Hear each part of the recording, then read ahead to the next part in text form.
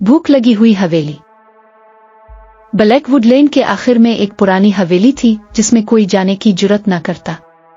वो बरसों से वीरान थी, लेकिन रात के वक्त उसकी खिड़कियों में मोमबत्तियां जलती नजर आती थी। बच्चे सरगोशियों में जिक्र करते कि वहां साए हरकत करते हैं और बूढ़े लोग दावा करते कि उन्होंने अंदर से फर्श चरचराने की आवाजें सुनी हैं, हालांकि वहां कोई न था। सारा और उसका भाई तलहा उन कहानियों पर यकीन नहीं रखते थे। जब वो इस गांव में आए तो उन अफवाहों पर हंसे। ये तो बस एक पुरानी हवेली है, तलहा बोला।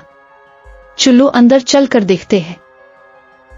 उसी रात वो दोनों हवेली के सिया बोसीदा दरवाजे के सामने खड़े थे। चांदनी में परछाइयां लंबी हो रही थीं। सारा ने हिचकिचाहट दिखाई, मगर तलहा ने दरवाजा धकेल दिया। दरवाजा चरचराते हुए खिल गया। अंदर की हुआ बासी और बदबूदार थी। दीवारों पर लगा पुराना वॉलपेपर खाल की तरह झड़ रहा था। फर्श पर कदम रखते ही घाड़ घाड़ की आवाज आई। फिर अचानक एक सरगोशी सुनाई दी, एक भारी खुरदरी आवाज जो दीवारों से निकल रही थी। भूख। सारा ने खौफजदा होकर तलहा की तरफ देखा। तुमने सुना? तलहा हंसा। बस हुआ चल रही होगी। मगर फिर दीवारों ने सांस ली। लकड़ी फूलने लगी जैसे किसी के फेफड़े हुआ भर रहे हो। छत नीचे झुक गई जैसे हवेली अपनी जगह बदल रही हो, देख रही हो। फिर कदमों की चाप गूंजी, आहिस्ता भारी कदमों की आवाज ऊपर की मंजिल से। तलहा ने सारा की कलाई पकड़ी। ये जगह ठीक नहीं लग रही, चलो वापस चलते हैं। लेकिन दरवाजा गायब था। दीवारों पर वॉलपेपर सरकने लगा।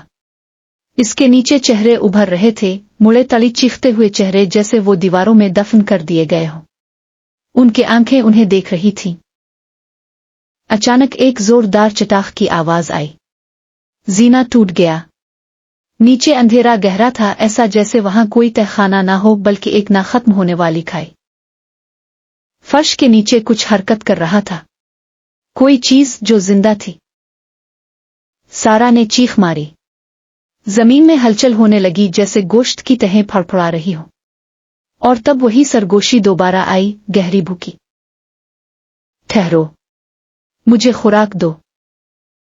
दीवारों से हाथ निकलने लगे, मजबूत पथरीले हाथ। वो दोनों भागने लगे, मगर हवेली की गिरफ्त ज्यादा सख्त थी। आखिरी मंजर जो सारा ने देखा वो तलहा की खौफजदा आंखें थीं जब फर्श फटा और उन्हें निगल लिया।